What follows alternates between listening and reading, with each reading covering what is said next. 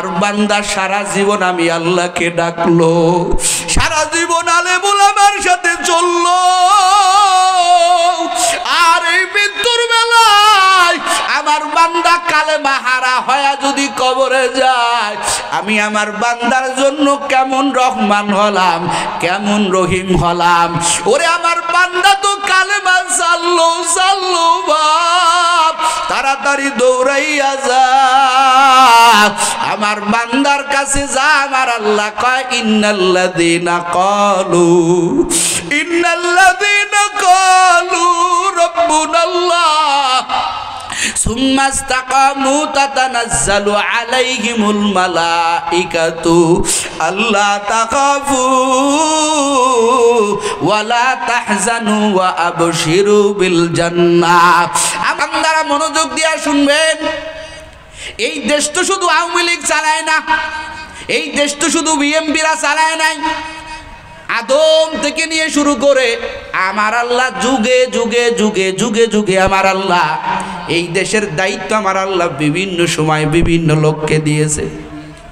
কেউ এই দুনিয়ার ক্ষমতারই পাইয়া, দুনিয়ার ক্ষমতা পাইয়া রাজ্য চালাইছে শোষণ করে,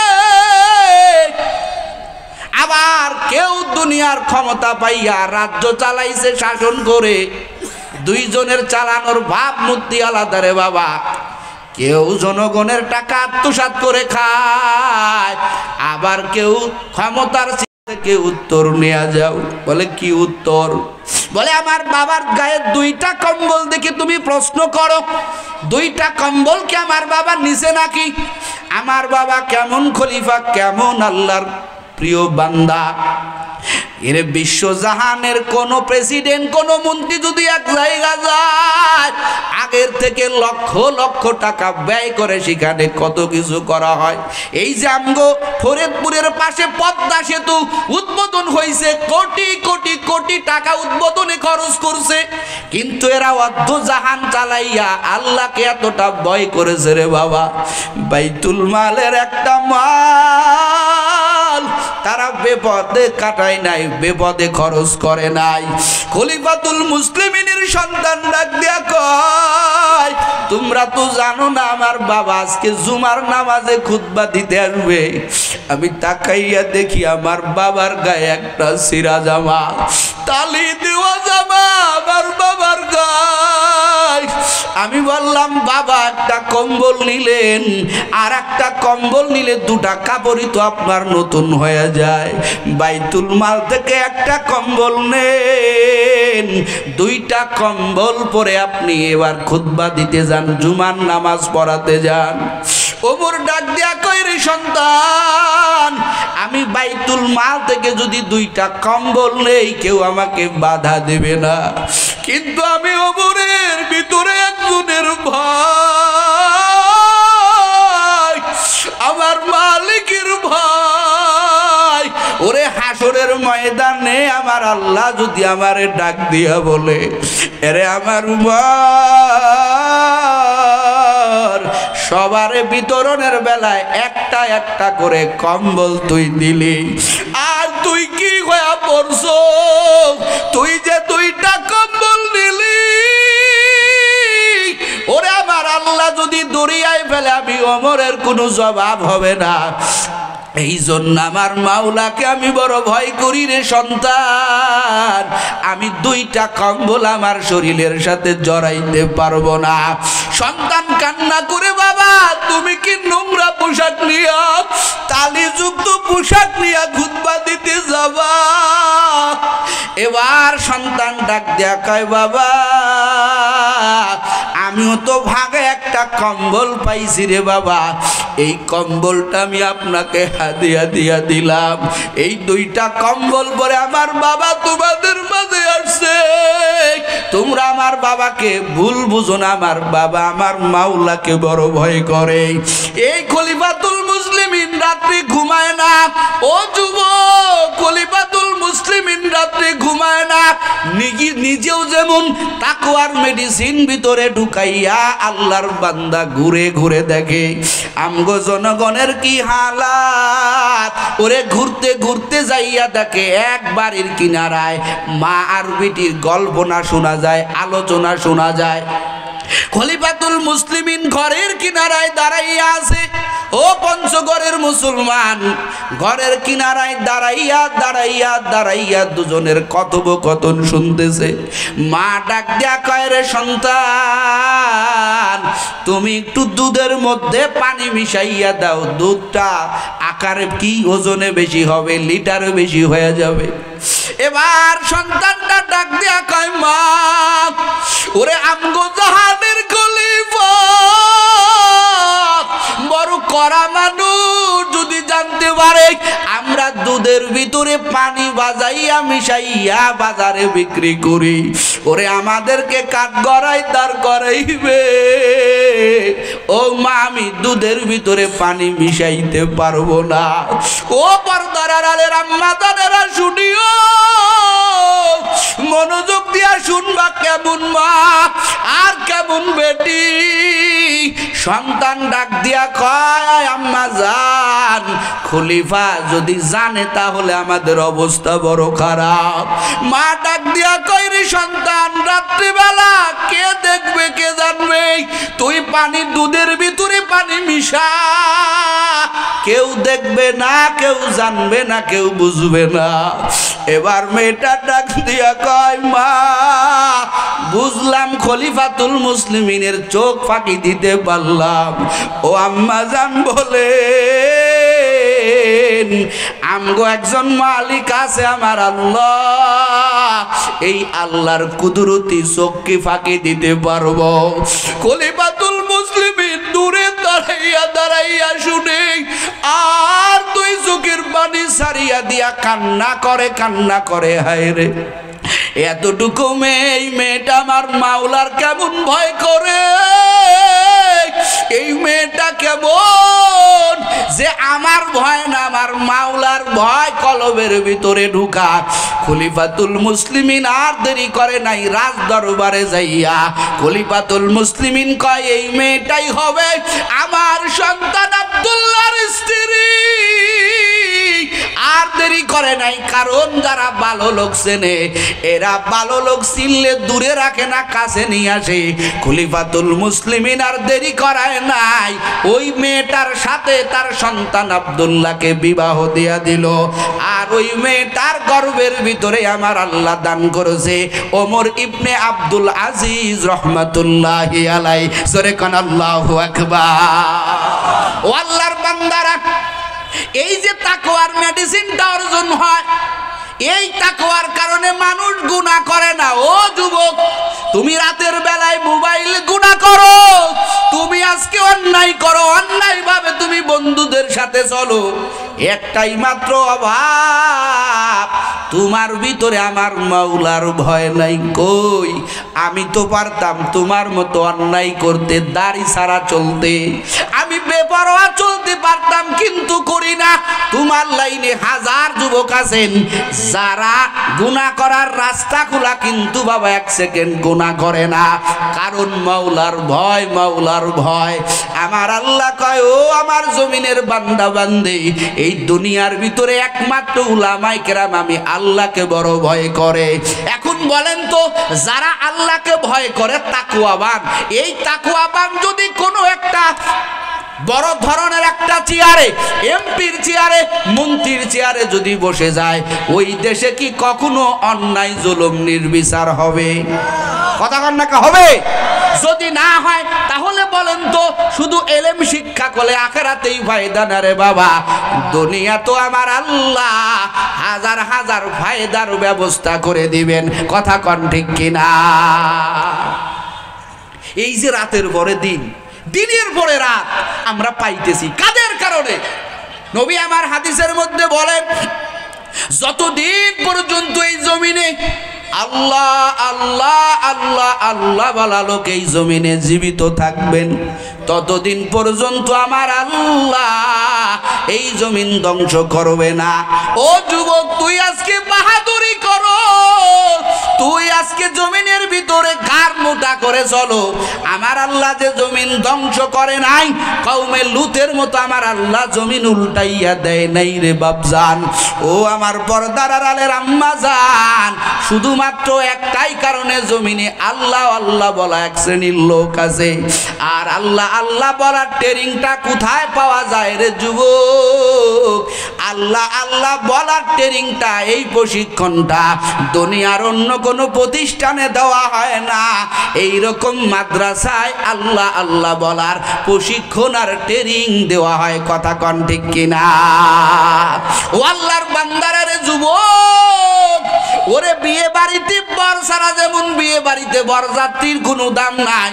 যদি বলেন আমরা আসছি আমাদেরকে খানা দেন, বর সাহেব একটু অসুস্থ হাসপাতালে আছে, আগামীকালকে আসবে, বলেন তো খাবার কি পেটে যাবে না পিঠে যাবে?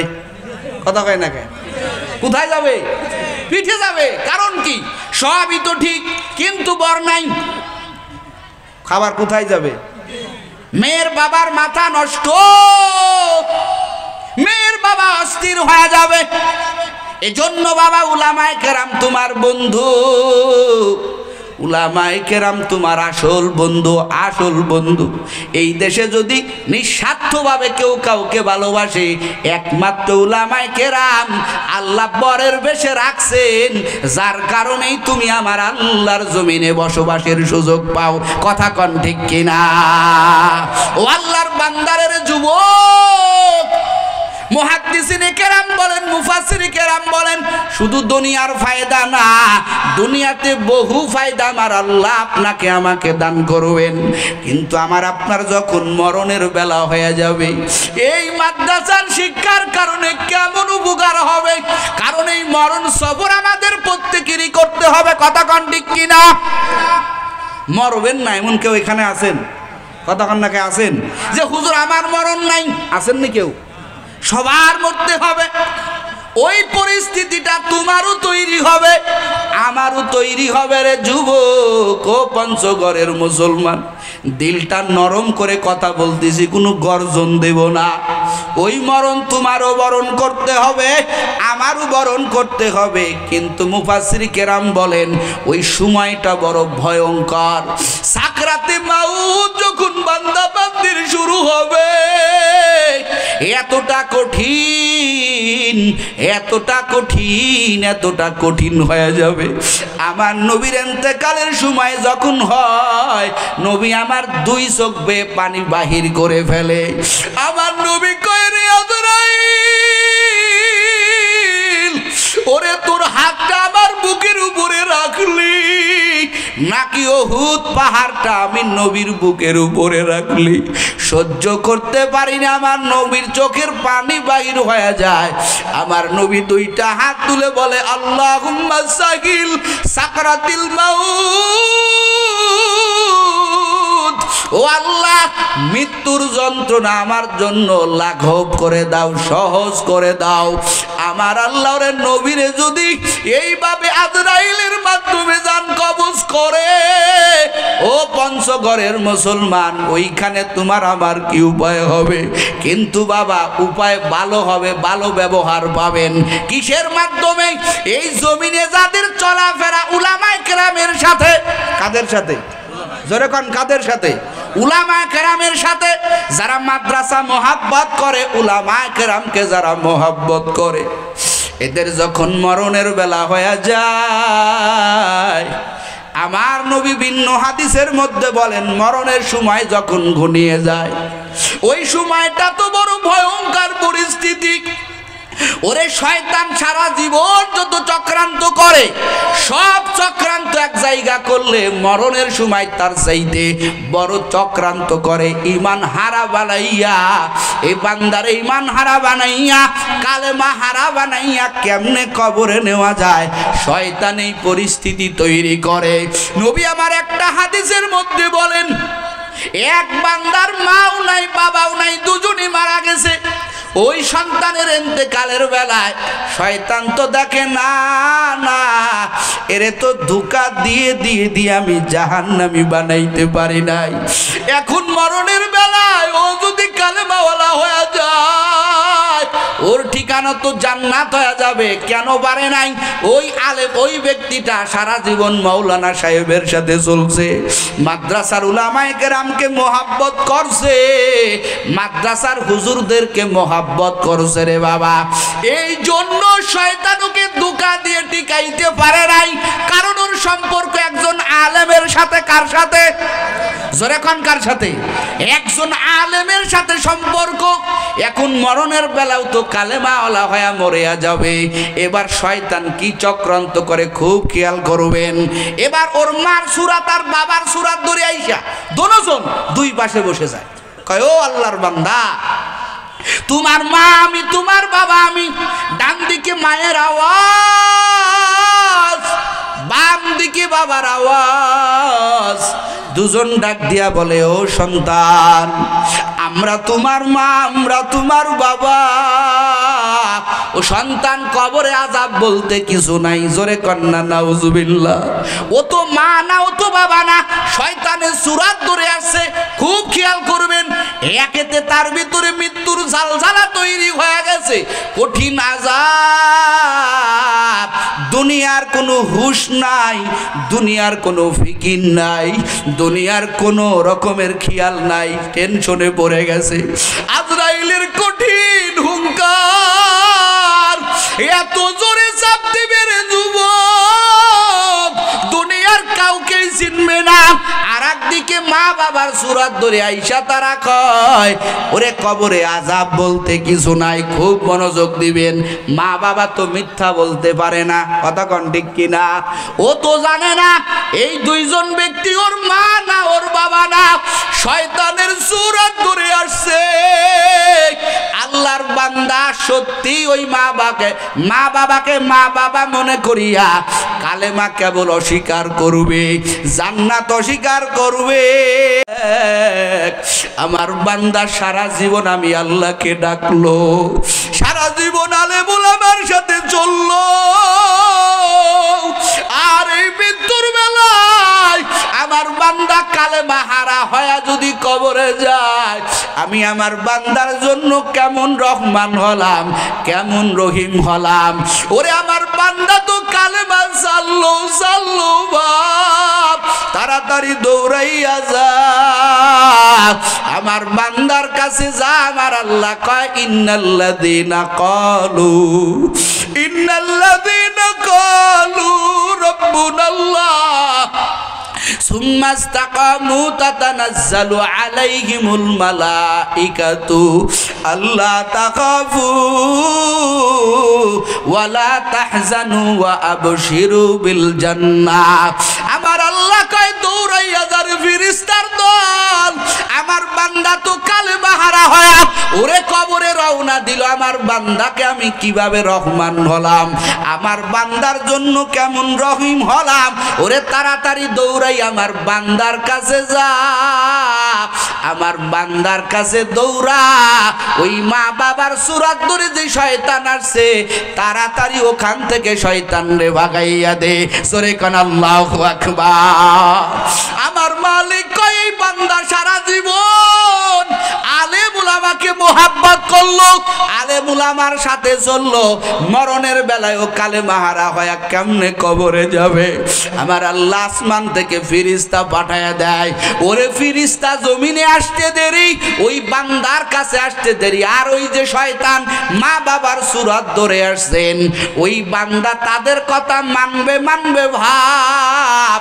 মুহূর্তের মধ্যে ফেরেশতা আসার সাথে সাথে ওই দুইজন মা বাবার সূরাত ধরা শয়তান ওই জায়গা থেকে আমার আল্লাহ তাদেরকে দূর করে দিবে। ও যুবকেরা, ওই সময় তোমার দুনিয়ার কেউ উপকার করতে পারবে না, দুনিয়ার কেউ তোমাকে সহযোগিতা করবে না। কেউ বলে একটু পানি দে, কেউ বলে মাথায় তেল দে, এগুলো তোমার উপকার হবে না।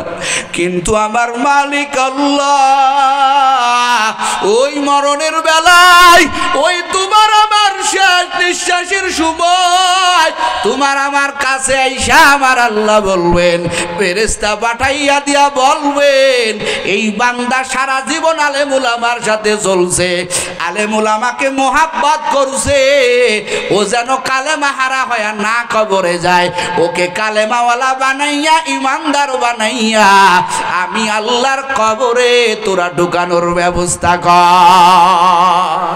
মাদ্রাসায় পড়লে মৃত্যুবরণের সময় ফায়দা আছে না নাই? কথা কন না কে? আছে না নাই? যদি মাদ্রাসা না থাকে আলেম কোথায় পাবেন? বুজুর্গ আল্লাহর বান্দাকে কোথায় পাবেন? ও তেতুলিয়ার মুসলমান খুব মনোযোগী হবেন, কোথাও পাবেন না। এজন্য মাদ্রাসার শিক্ষার দ্বারা শুধু দুনিয়ায় ফায়দা না, মরণের বেলাও ফায়দা। আবার মরণের পরে এক জগৎ আছে, কবর। আছে না নাই? কতক্ষণ আছে না নাই? যেতে হবে ওই কবরে, যেতে হবে ওই কবরে, সঙ্গে কিছু যাবে না। 3.5 হাত জায়গা পাবি, পাবি না রে বিছানা। 3.5 হাত জায়গা পাবি, পাবি না রে বিছানা। ওই কবরে আমাদের যাওয়া লাগবে কি লাগবে না? জোরে বলেন, লাগবে কি লাগবে না? কবরের জগৎ বড় ভয়ঙ্কর। ও যুবকেরা, ও তেতুলিয়ার মুসলমান, আলেমুল আমাকে মোহাব্বত করো না, ভালোবাসো না রে বাবা।